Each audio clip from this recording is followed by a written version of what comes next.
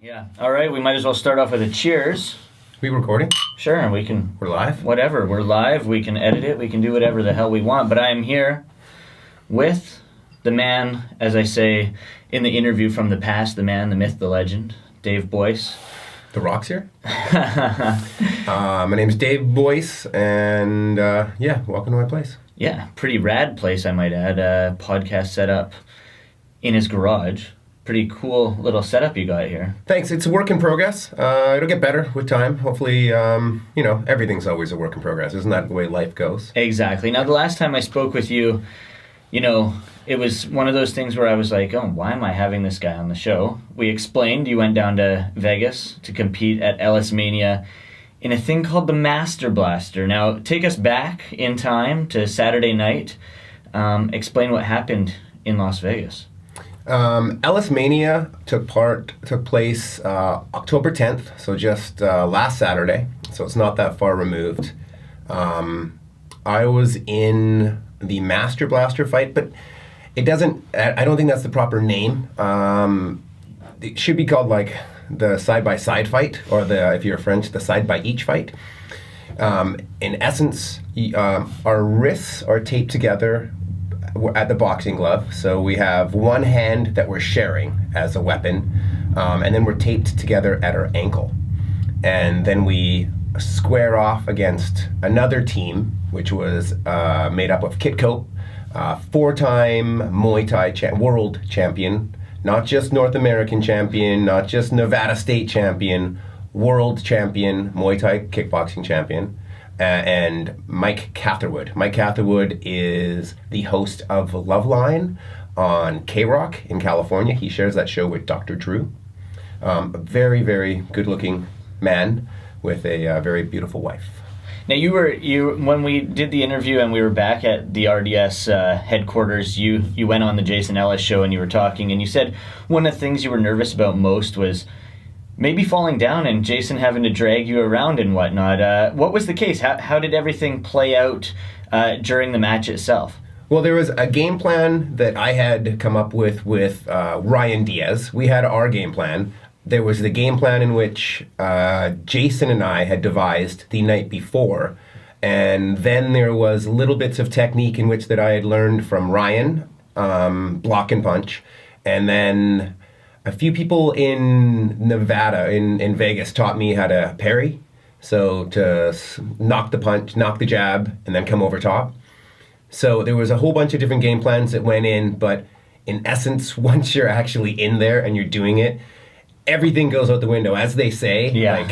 There's a good game plan, but as soon as you get hit, game plan's out the window. Yeah. So the one that Jason and I came up with was kind of funny. It was to utilize our lefts together at the same time, and it was based on me putting my right foot forward, and that gave us the go, and then he'd turn and we'd give a double punch. That one was really difficult to do because as we're getting punched, it's really hard for either one of us to look down and notice whether one of us had made one of these steps. We did get it off once, but it was only because Jason was literally screaming at me during the fight, like, do the trick! Do the trick!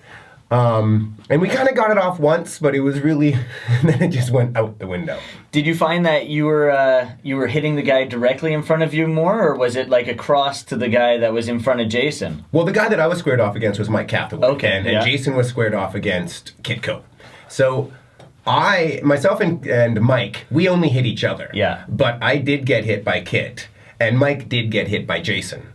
So they had, they were a little more versed at striking, so they had more time and the awareness, whereas I think Mike and I were just kind of really just concentrating on each other. At the end of the day, how was this thing all scored? I mean, was there judges? I won. You won. I won. Nice job. Congratulations. That's the way I look at it. Yeah. I knocked Mike out on his feet.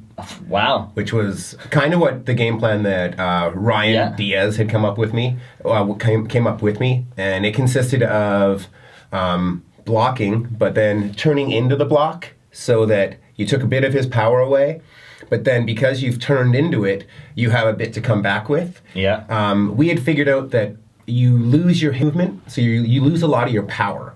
So he had come up with, if you turn and come into the punch, you're at least off-centered a bit so you can come back. So I utilized that. So it was like block, hook, because it just became a slugfest. Yeah, oh yeah, of course. So the guy who has the harder punch is going to win. I mean, for anyone that's seen Ellismania, I mean, in the past, they basically are slugfests. It's basically just a brawl in the ring. Well, usually it's like one skilled combatant versus 2 or 3 non-skilled fighters. So yeah, it usually weighs in favor of the person who's either stronger or more versed at striking. Unlike MMA, there is no takedowns. There are no kicking, although there was some kicking in this one, and it was viciously evil and mean. That took place in the Piñata fight. Yeah. So the Piñata fight was 3 actual fighters. So Eddie Jackson, who is Jason's striking coach. Okay. Kit Cope, once again, Kit Cope was in a few of the fights. Being that he has good cardio and a skilled fighter, all of this is more a joke to him, whereas there's a few people like myself that took it rather serious. Yeah. And then Mike Jasper. And Mike Jasper even had an MMA fight the night before in Vegas. So, I mean, you know, these are all really, these are real fighters, mean mamma jammas, you know? And in the Master Blaster fight, in the Piñata fight, they threw some kicks, some leg kicks, where it really showed, because when you're watching an MMA fight or a kickboxing fight, you see somebody get kicked, it almost looks like nothing. Yeah. Because the person they're kicking has been kicked thousands and thousands of times. They know how to block it, or their legs are used to it, so it almost doesn't faze them. Whereas if you get kicked by one of these guys, shin bone onto your thigh or shin bone onto your lower leg, holy fuck, it sounds like they're breaking a tree. I bet. Now, you're speaking of these different MMA fighters and kickboxing fighters that were there. You spoke earlier about the fact that you had these guys tell you to parry a punch and whatnot. Were you training prior to this in Vegas when you got there on Wednesday, or did you pick this up like backstage during Ellismania? Well, I think on the very first night, Ellis and I were talking, and he's like, "Do you know how to parry a punch?" And I was like, "Huh?" Like, I had never even heard the term. So that was on Thursday night. So the fight's on Saturday. Yeah. So that's something I worked on from Thursday right up until I walked in the ring. Have the glove up to your hand. You're using your glove as if it's a binocular. And when you see that punch coming, just quickly, bam, bam. Yeah. And it did work. I smoked him a few times with the parry. But then if you just keep doing that one thing, you know, you go one trick pony. So he smoked Mike Catherwood, punched me so hard in the ribs. And it was kind of one of those things, it's like, it's fun until, and that's kind of what it was in my head, like, okay, this is all fun and games until you get hit with a really good punch. Exactly. And then you're like, wow, if he had hit me that hard to the jaw, there's a really good chance I just go tweet, tweet, tweet, tweet, and fall to the canvas. So then it was kind of on. So that must have surprised you. Was there anything else within the match that surprised you about the way things were set up? Well, not necessarily how it was set up. Is I trained really hard with Ryan Diaz, punching with one arm. So I had been taped to a bag. I had been taped to another human. I had been taped to the side of the ring. I did everything to get my right arm so that I could just continue to punch and punch and punch. So the first round was 3 minutes, and we're standing in the middle of the ring, and like we didn't separate. So like normally in a real fight, ding, ding, ding, everybody goes to their mutual corner, you have a sip of water. They, like, Kit Cope was the first one to, like, hands on, like, one hand, because he only had one hand, onto his knees, like, holy shit, this is tiring. And I was not tired at all. That's awesome. I was looking around going, I'm good. Yeah. I'm good. No, and they're like, is that it? Is it over? And I was like, no way. I'm like, one more round. So they decided, like, okay, one more 1 minute round. Yeah. You know, and it was kind of funny because they had other fights too. So they were also trying to, like, save themselves. So I think Kit was like, oh, we got other fights, man. We got to save ourselves. And I don't think Mike Catherwood was nearly as tired as, say, these guys. Because, once again, they're far more skilled fighters. So they're probably throwing more punches than Mike and I. Yeah. And probably blocking less. You know, maybe slipping punches, moving more.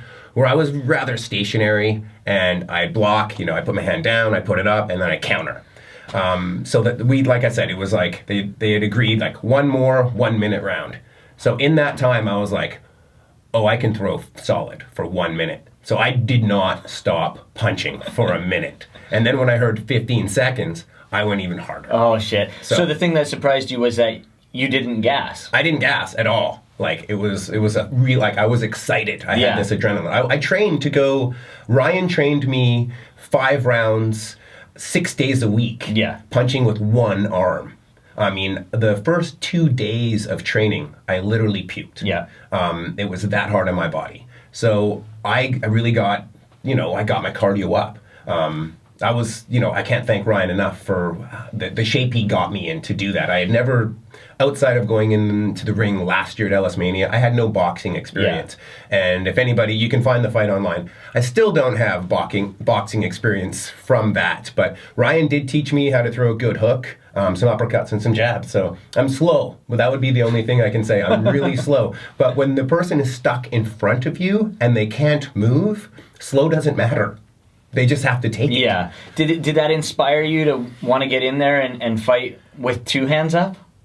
Yeah, no, but then, you open yourself up to way more. A lot of footwork comes into play, different type of cardio. You know, I had the cardio arm punch. Yes. And that's in essence what it was. I wasn't putting all of my hip movement in it. I wasn't turning on my foot. I wasn't doing all of the traditional aspects of throwing a proper punch. What was the movement like? I mean, with 2 guys tied together. You stood there. You stood there. And it was just throw. Like rock'em sock'em robots. Yeah, rock'em sock'em hockey. The whole, like, just straight up. Yeah. And that's exactly what it was. That's so awesome. Yeah. There was technique involved, but not the type of technique that a real boxer would use. Yeah, for sure. What were the nerves like coming into this? I know I was scared shitless. Yeah. But not necessarily scared shitless of getting injured or getting knocked out. I was scared because of my peers down there. Like, these guys are real fighters, and they're my friends. So and even last year, I want to do well for them. Like, I've been asked to take part in this event. I don't want to look like a jackass in front of them. And that's kind of like the same type of nerves I would get in any type of skateboard contest. I didn't care if I won or lost. I just wanted to, well, actually I cared. Yeah. But bottom line, in front of my peers, if I did my best, and that's all I could do, and I still didn't win, at least I know I put in all the effort I could. And that was the same thing here. Like, after the fight was over, like, myself and Kit became the commentators. Okay. So we started commentating everything, and he looked over me, he covers his mic, and he's like, see, that wasn't nearly as bad as you thought, right? Yeah. And I'm like, and I explained that to him. I'm like, hey, it's not that I thought I was going to get hurt or this. It's like, I want to fight well in front of you. Yeah. And he's like, okay, I get it, And fighters-wise, I mean, I saw on Instagram and Twitter and Facebook and whatnot, there were a slew of actual fighters there. I saw Anthony Pettis was there. Uriah Faber's always at these things. Keith Jardine was in the ring himself. How cool was it to fight while these guys were in the presence? It was pretty cool. Yeah, I think probably Anthony Pettis being the coolest one because I'd met all the other guys before. Yeah. So, and Jason didn't even know that Anthony Pettis was going to be there. It's one of those things, if you're in Vegas, like these fighters are from time to time, whether they're training at the UFC gym, going through a contract, or getting ready for a fight, why wouldn't they go check it out? Hey, this thing's going on. There's all these other low-level MMA guys or kickboxers or boxers that are going, so you're going to hear about it, friends from friends. So every year there's always somebody that shows up. And I know on the Friday night he put on a concert for everyone. Be Real, Cypress Hill. That's crazy. People must have been a little shocked. Jason himself is a very unique individual. He puts a lot of pressure on himself. And I would say at this event, he probably did more than he should have. Okay. As a friend, I was worried for him. Really, yeah? When he was in the last fight that he was in, I was really worried. I was not worried when he was in the fight with myself. Yeah. Him and Kit Cope have sparred many times. They're going to punch each other. They're going to black eye, bloody nose, hug at the end, let's have a beer. Yeah. So he woke up on the fight day, so this is on the Saturday, Jason Ellis wakes up, gets in a plane, a prop plane, and flies to California. He is also involved in race car driving, but it's like these little dune buggy things. Oh, jeez. So he flew to California in a prop plane, probably Yeah. a 3 to 4 hour flight to get there. Races all day, which is really hard on you. You know, I know that Ken Block, who's a professional race car driver at this point, has Kit Cope come around with him everywhere to train him so he's in shape, so that his body works at the maximum ability so that he can, you know, be focused and strong as he's racing. So I already know from those conversations that it takes a lot out of you to race a car. I mean, you're holding on tight to the wheel, you're jumping over things, all your body and muscles are being used as you're racing a car. Now, obviously not as stressful on the body as being in a boxing match or an MMA match, or probably not even as skateboarding, not as much, but still. And then you're back in a plane, flying back to Vegas. He gets to Vegas at 7:30. We're already there. Yeah. Like, I'm upstairs hitting pads, Yeah. and he just gets back. This is Saturday night. This is Saturday night.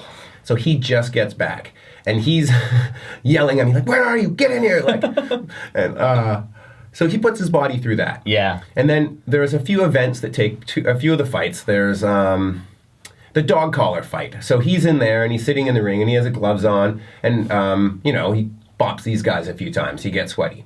He takes part in what should have been called the Master Blaster fight, but they called it the Tall Man fight. And the Tall Man fight is there's a tire in the middle of the ring, and 1 foot is in the tire, 1 foot is out, and we have tall guys. It was supposed to be Forrest Griffin and Keith Jardine. Okay. Forrest was a no-show. Something happened. Yeah. He didn't make it. So it was somebody else. So you know how boxers train with the tire in, so they can only slip punches. Yeah. They can have to stay in that little pocket. So that was kind of the thing here. So you have 2 tall guys and 2 little guys on the shoulders of them, shit. and they're punching away. So Jason took part in this for a little bit. I think he had to be one of the tall guys because Forrest didn't show up. Yeah. So he's pushing his body there. Then there was another one that he took place in. But like I said, in those ones he's just taking part. He's not fighting, but he's getting sweaty. He's using energy that he should be conserving. Then there's our fight. And he did get hit a lot by Kit in that fight. And he exerted himself in that fight, not to mention all of the other fights he was in. Then he goes on and has the quote-unquote Digstown fight. If anybody's listening to this, Digstown is a movie with Lou Gossett Jr. where they go into a small town and it's kind of like a con. Yeah. You have a professional boxer that you know can just whoop all the tough guys in the town, but it's 1 minute, 1 minute rest, next guy, next guy, next guy. He also did it as the main event last year. So he just throws this in there. The original main event was supposed to be Tyler Posey versus Tully. Tully is his co-host on the show. Okay. Oxford graduate, really smart individual, adds a lot of intellectual humor to the Jason Ellis show. Great guy. But Tyler Posey had to pull out because MTV was not having it. Tyler Posey is the star of Teen Wolf on MTV. Yeah. I know. No one else knew there was a fucking Teen Wolf TV show. Yeah. I didn't. Fuck. But anyways, he's the star of that. Young guy. So that pulled out. So Jason had to come up with another main event. So what he did was, okay, it's Ellismania 11. I'll fight 11 fans. Whereas last year was like the Murderers Row last year. Yeah. It was Forrest Griffin, Uriah Faber, his boxing coach, Eddie Jackson, Keith Jardine, you know, and the Uriah Faber fight you can watch online. It's a slugfest. He just gets lit up by that dude's Mighty Mouse. And he's in his jeans. Yeah, he's in. He got pissed off because his hat got knocked off. Yeah. He went into the fight with his hat backwards.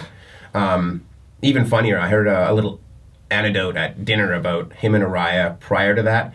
You would think they are buddies. Yeah. But in essence, they're not really. He kind of thought they might be cool, but maybe not, because Jason is a really forward type of individual. If he doesn't like you, he tells you he doesn't like you. And he was friends with Dominic Cruz when Uriah and Dominic were having their deal. Yeah. So he had taken Dominic's side. But, you know, it's kind of hard to hate Uriah. Yeah. Uriah, you know, he's a good guy. Just a So cool they dude. crushed their little beef. Yeah. But going into that, Jason wasn't sure if, you know, Uriah was still... So, anyways, beef crushed, and obviously, once you fight somebody, you have that, for the most part anyway, you have that camaraderie afterwards. You know, you both punch each other in the face, you feel good about it. But this year, it was just fans. But once again, it was kind of one of these, like...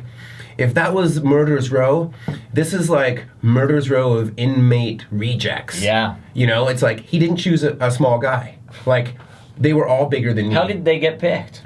they did a live radio show at the pool the day before. Okay. So it was a lot of guys that just stepped up, and they just signed him down. So I don't think there was a guy under 210. Holy shit. So, and Jason Ellis is... Jason's about, I think he got down to 203, 206 for this, but he started about 220. Yeah. Dolce wrote him a diet, so he stayed nice. in the diet plan. And vigorous, heavy training. But he also got sick during it and had to be on antibiotics. But, you know, he did what he needed to do and got in really good shape. And he looked good. Probably the best shape I've ever seen Ellis in. The photos from last year you can find online. His guts kind of hanging over his boxing shorts. Whereas this time he had the underlining of a six-pack coming in. So if he continues to train the way he was training before, by next year he'll be jacked. He'll be ripped. But anyway, so... Do you think he will? No, it's hard. You fall off. Diet would probably be the hardest one for him. I'm not a food person, so holding a good diet is really easy for me. Whereas I think he likes cheese, he likes pizza, he likes fried food, he likes French fries, and that would be, especially after what I saw him eat the day after. We went to Culinary Dropout, which is a restaurant inside the Hard Rock, and I think everything that was ordered was deep fried. And maybe wrapped in bacon. Fair enough, I guess. I mean... So all of these guys were monsters. So the first guy he goes against in the Digstown fight was probably 250. So maybe 6'1", and clipped him. Right down. Hands behind his back, face on the ground. He was out for a second. Yeah. If it was an MMA fight, it would have been over. Oh, yeah. Because the other guy would have jumped on top of him. But because it's a boxing match... the ref gave him the standing 8. Yeah. And it was funny. I saw when he kind of came back and he looked up at Joel Mills as the referee and he kind of laughs like, fuck. Like, I got clipped. And this is the first guy. This is the very first guy. Geez. So then he goes in, he finishes that round. I think he goes with the next guy. And the one thing that, it was almost like they all came up with a game plan to hit him in the gut. So his body got punched a lot. He actually pissed blood later after the fight that night. He's fine now. Yeah. You know, everything's fine. But yeah, he really took a beating. Like I said, the car race was a bad idea. The being involved in all the other fights was a bad idea. No, I'm his friend, so I say bad idea. He says, I could have done it if, you know. Of course, yeah. Anyways, so he has variables in his head. You know, you might look at life this way. He looks at life this way. Yeah. Oh, I got clipped. If that hadn't have got clipped, it would have been fine. Of course. And that, you know, that's that mentality. That's what has got him to where he's at. So I'm watching this and I cover my mic and I look over at Kit after the first thing and I'm like, I don't like this. This is a bad idea. From a friend's point of view, he's like a big brother to me. I don't want to watch any of my friends get hurt. And I can see the pain on his face. So, myself and Kit Cope are commentating at this point, so we start to kill time. So next guy gets in the ring, I'm like, hey, where are you from? Get over here. Like, what's your name? And he tells his name, and I'm like, blah, blah, blah. And I try to kill time. I talk to him, and Kit and I try to kill time and talk and stuff. And then we look over, and like, Jason's not coming out. So then, who is it? I think the first guy is maybe his boxing coach. He's like, okay, we'll sub in for this one. Yeah. So then his boxing coach, Eddie Jackson, takes a round. Pummels on a dude. I think Jardine takes a guy, pummels on the dude. And then Joel Mills, who's the referee, is an ex-professional boxer. He takes off his shirt, and he hasn't boxed in a few years now. Like, he trains. He has his own gym in Alberta, and the name of the town, it's just outside of Lethbridge. It starts with a T. I want to say Tisdale, but it's not. Anyways, regardless, holy fuck. Joel Mills is poetry in motion. Really? I've never seen anybody... When you see a very, very skilled fighter, like the other guys were good fighters, but they were more brawlers. Yeah. You know what I mean? Yeah. Like, you hit me, I'm going to hit you harder. Yeah. Lots of technique, but this was different. This was... When you see two skilled boxers fight each other, it's good, but they're both skilled. So they null each other out. Yeah, yeah. This is the first time ever in my life I have watched an artist in there against a fucking dweeb. Oh, geez, yeah. So he would be standing there, the guy would throw a punch, and he would slip to the side, just turn his body, and then boom, uppercut, and then come back. It was magical. the shit-eating grin I on his bet. face. And the one thing I did notice about him in comparison to any other fighter I've ever seen, because they're, and I think all boxers are probably like this, but I just noticed it on this occasion. Their eyes get bigger. Yeah? So what I noticed from him is like when a boxer is fighting, and some other boxer might laugh as I say all this, if you and I don't know how skilled you are as a striker, but you and I would probably be looking at the other guy in the face. Yeah. Whereas he was looking, and you could tell he was looking at the full picture. He noticed that shoulder move, or that shoulder move, or your head move, or your foot move. Yeah. All at the exact same time. So you had no hope. It was like Keanu Reeves' Matrix. You just weren't going to hit him, and he is going to hit you at will. That's got to be cool to see, and I mean, to be that guy that's able to do something like that, that's crazy. Obviously, he didn't expect to get in there and start slugging with guys. This was just on a whim. Yeah, but when you have that talent and Yeah. that ability, like I said, he hadn't boxed in a while. I'm sure he spars now and then. Yeah. He gave up on his boxing gym, I guess. He keeps shattering his hand. Okay. So eventually your bones become a little dusty. Yeah. And each time you fight, you're going to break. And are you going to continue to do that? No. No, yeah, for sure. If every time you got in a skateboard, you knocked yourself out or gave yourself a concussion, I would stop skateboarding. Yeah. So, yeah, that was probably my highlight. Outside of me giving Mike Catherwood a black eye and knocking him out on his feet. And Mike actually even tweeted, like, hey, just so you know, Dave knocked me out of my feet. I was honored. It was I great. bet, yeah. I would have fucking buried that shit. I wouldn't have even said anything. I just would have left it alone. Yep, good fight. Out of here. I'm sure the fans at this event are much different than your standard boxing or MMA event. What's the atmosphere like inside Drunk the Hard retards. Rock? Yeah? From time to time. Like when I started commentating, just dudes annoying me. Yeah. Like that drunk, and then their friends going, hit him. He deserves it. I'm like, I'm not hitting anybody. But yeah, there was amazing fans, and there's some drunk fans. Now that's just at the event itself.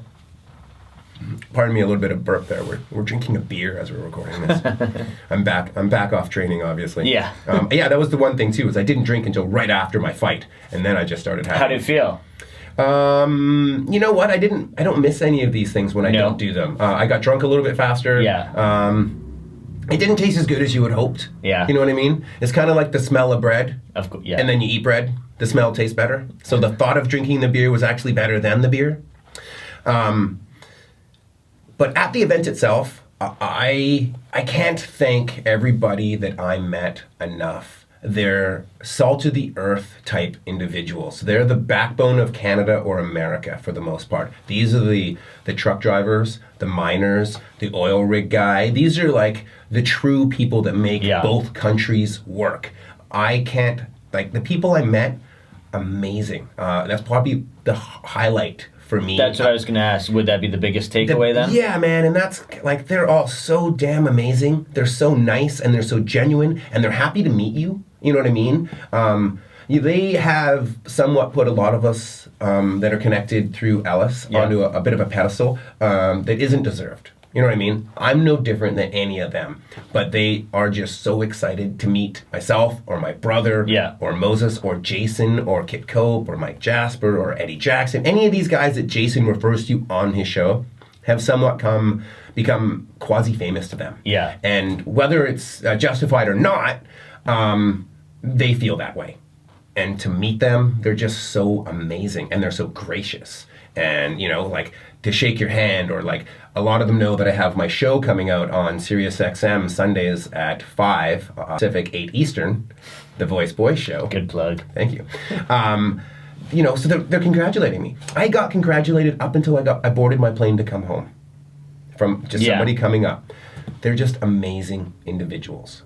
That's so cool. And that's got to be a good feeling. Is being recognized for something that you don't necessarily expect to be recognized for. Yeah, and it's always been that way with them. Like the first few years I went there. Yeah. Whether it was because I was Rob's brother. My brother is a well-known Canadian legend in the skateboard world. His name's Rob Sluggo Boyce. turned pro in the early 90s and through the heyday of skateboarding in the mid 90s when the X Games came in. He has an X Games gold medal, you know what I mean? Like, he really made a mark for himself in the skateboard world, and he also is a professional snowboarder.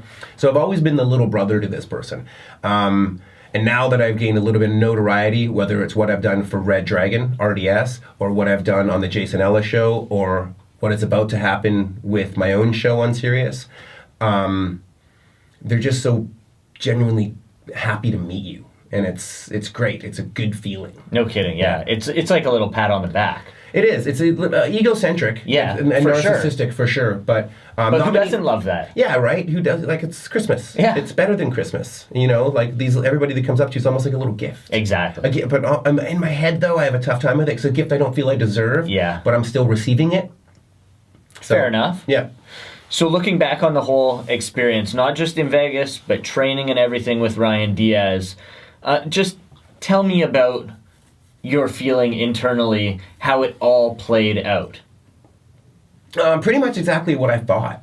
Everything. I meant, I have a background in Brazilian Jiu-Jitsu. I've been training in Brazilian Jiu-Jitsu for 7 years. So the combat aspect, the fear of that had already been taken out of me. Yeah. I don't know how it transpires when you're sparring on a regular basis in boxing, but Jiu-Jitsu is the most humbling sport you could ever do, because you are going to lose. I don't care who you are. You're going to lose almost every day you roll to somebody. Yep. You know? Even if you don't get subbed, they might have dominated you. But you've been underneath them the whole time, or you were defending the whole time, or your cardio just wasn't there that day and you were a sack of shit. So that had already been taken out of me. Yeah. So losing wasn't, I wanted to do well, so losing wasn't part of the equation as far as bothering me. But everything went pretty much how Ryan said it would, you know, like, so it went well. The whole event was good. I had the opportunity to take part in 3 of Jason's shows as soon as we got there, and it was kind of how I had mapped that out. I wanted to take part. The more time I get on the radio, the better I'm going to be at my show. So as soon as I got in, went right to the New York. We did a live show from Cirque du Soleil's Zumanity. So that was really fun. It's always good to be with what, quote unquote, I would consider professionals. They're only going to elevate your game. Definitely, listening and seeing and watching the way they do their show. And then the next day was a live show from the pool. Bit of a shit show. I mean, there's a lot of people coming and going. And then commentating during the fight. You know, all of these things are going to help. So that was kind of my thought, what I wanted to achieve there. And the fight was almost secondary. Because I kind of thought the fight would go the way the fight went. Yeah. We're going to stand there. Not necessarily that I'd knock him out or give him a black eye, but we're going to stand right across from each other and punch each other in the face, and there's no getting away from that. So that went exactly the way I thought. Although, don't get me wrong, I was like a fucking little schoolboy afterwards. I was on cloud 9. One, I didn't gas. That was probably one of my bigger fears. Yeah. And then, you know, not get hurt, and then to be able to perform well for my peers. So everything went literally the way I thought it would. Seeing you now, there's not nothing. A scratch on your face. No, I definitely landed more than I took. Yeah. And with Ryan's help, I learned how to block a punch well. And with Joel Mills, he taught me how to parry the punch. And literally right up until we went into the ring, I was still working on that move with Eddie Jackson. So everybody was really kind to me and really nice. They calmed my nerves. I don't think they understood why I was so nervous, but it was, like I said, it was just so I performed well in front of them. Have you been back to see Ryan Diaz yet? No, I just got back last night. Okay. So, no, I got back Sunday night. So yesterday was Thanksgiving here in Vancouver. I don't know how many American or Canadian fans. It was Columbus Day there, but it's a holiday here for turkey and giving thanks. Which you guys celebrate in November if you're from America? It's November 26th this year, I believe it will be. So you plan on... Are you going to continue training with Ryan? I'm going to continue to train with Ryan. I want to get really good footwork. Okay. I mean, there's an art form into getting good footwork. Yeah. Slipping punches would be great instead of just blocking them, which is we had started to work on, dodging and slipping.